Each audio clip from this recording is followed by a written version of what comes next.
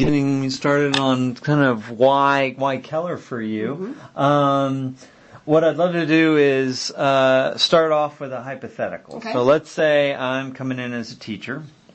I'm going to teach at the intermediate level in Keller somewhere, and we have a chance to chat. And I ask, okay, what's the inside scoop on how education in Keller works? What do I need to know that I'm not going to read online or hear from an interview? Right. What's the inside scoop of how education around here works? I think that really and truly that we have a passion to want to teach kids. We all, and I know that people might say that, but it's a matter of coming to see it and see that we love kids. And at my school a few years ago when we started the Love Kids movement, it was a strange word to say. People were like, what do you mean you love kids? That doesn't make sense. You're supposed to teach kids. Well, building relationships with students is part of teaching them. And when they feel like they matter and they feel like they belong and they feel loved, they want to learn, they want to come back. So I think that that's something that traditionally schools don't all have. And we're lucky in Keller to have that movement here and being able to promote it. And it's coming around as far as something that, yeah, we do love kids. Relationships matter, part of the norm in education. But it feels like something that we kind of, we're on the forefront of starting here. Okay. And so I would think that we really work on relationships and that they matter, and that might not always show up Right. on paper. I gotcha. Okay. What's an example where you've seen that really to take hold? Do you have a specific example? In our school, we've started what we call morning meetings, what we call our Nexus time. Nexus means connecting or connecting us. And every morning we meet with our students for the whole school at the same time for a 20-minute period where we sit mainly in a circle. We either have a topic to talk about or we just talk about things that are going on in their life so we can build in relationships. And the students know that they can trust us and that we care for them, building relationships between each other and building relationships between the students. Just really being able to make that connection. So then we know, hey, you are having a hard time today, or we did wake up late, or mom and dad are going through this, or maybe older brother or sibling just went off to college. We know that there's things going on at their house that we're able to then help them in the classroom, because when they're away, mentally not thinking about school, they're not going to learn anything. So we've really seen that in my classroom, building relationships within my students specifically. I know when they have a football game, I know when they have basketball games, I'm able to talk to them about that, able to connect on a different level. And sometimes students and personalities are hard to reach them, and then this time just really gets us to know our students a little bit better. By knowing those things, I've got this event going on, or I've got this thing going on at home, does that affect how you even engage with them, or how you even do assignments, how Absolutely. You design when something is due even? Yes. So every kid and story is unique, but one thing that I like to do in my classroom is they keep saying, when are we going to do this? When is that going to happen? How's this going to happen? I keep just saying, we have to come to school to find out. You need to come to school to find out. And a lot of our kiddos that have a hard time at home, we want them to know that this is where they can be to feel safe. This is where they can come and be loved, like we said, but come and have a space to come to and know that, hey, this learning that's going to be happening here is going to be fun, that it's enticing. I need to come there instead of just wanting to be at home, because sometimes we have that where they'd rather be at home and not at school. That's another thing that we want to promote, especially sixth graders. Come to school. It's a fun place to be.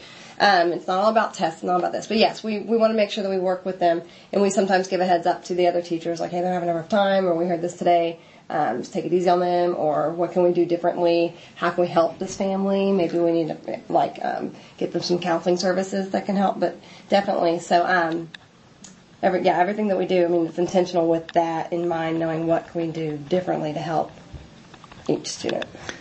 Have you actually changed sort of even due dates or other things with students when you've seen something Absolutely. like that? Sometimes it's I know that you weren't able to complete this in time, just get this much done, or why don't you go take a break, and I might not make that assignment due for them. I usually have them as far as what's turned in, the minimum amount of grades, because most of the things that we do are conversations or get up and move and things that are more formative, but not necessarily being right down for a grade. So a lot of things, it's either allowing them that pass or just saying, go quickly so you don't want to miss too much, but we do want you coming back in to learn, but want you to be in that right frame of mind. Right on. So we do, we give them the grace. I gotcha. Are there any other either misconceptions or hidden gems that you would share with an incoming teacher about how education works around here? And I know we talked about this earlier and when we were talking out front about taking risks in the classroom. I always tell like new teachers, well, I hear from other districts that maybe like everything's scripted, they have to do this program, or if you're not on this lesson during this time of day within the whole building, then my sister teaches in a neighboring district, won't name names, but it's very scripted like that. And we have the freedom in Keller to, yes, we have to teach the scope and sequence. Yes, we have to teach the standards because that's our job. But we are able to do that in our own way. No one ever says you need to do it this way. Even within the scope and sequence, they have things you can do, performance tasks that you can do. Here are some lessons that you can incorporate if you need to.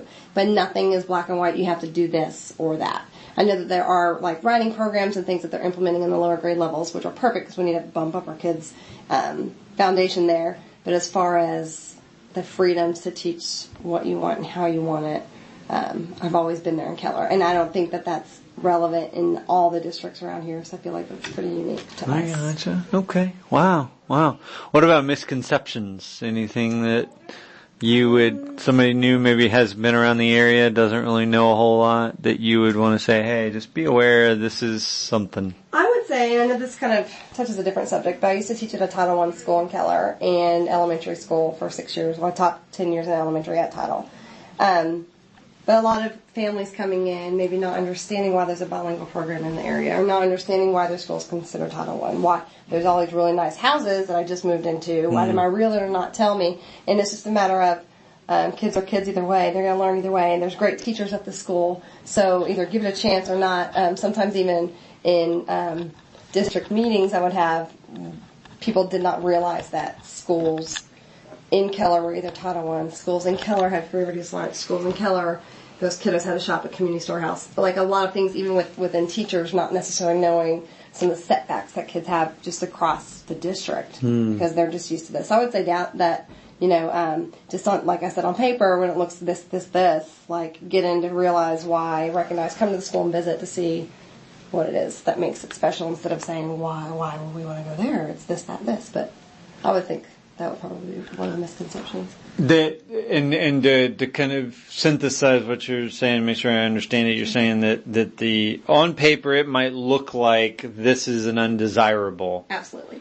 But when you really get over to that campus or get into that community, you realize, man, they're learning. Yes. They're learning just like these kids are learning. In creative ways, because you have to step up your game when you teach at Title I schools. I gotcha. So, yeah, when I taught at that school, we had a negative rating of unacceptable in writing one year based on one of our subpopulations when they took the writing test.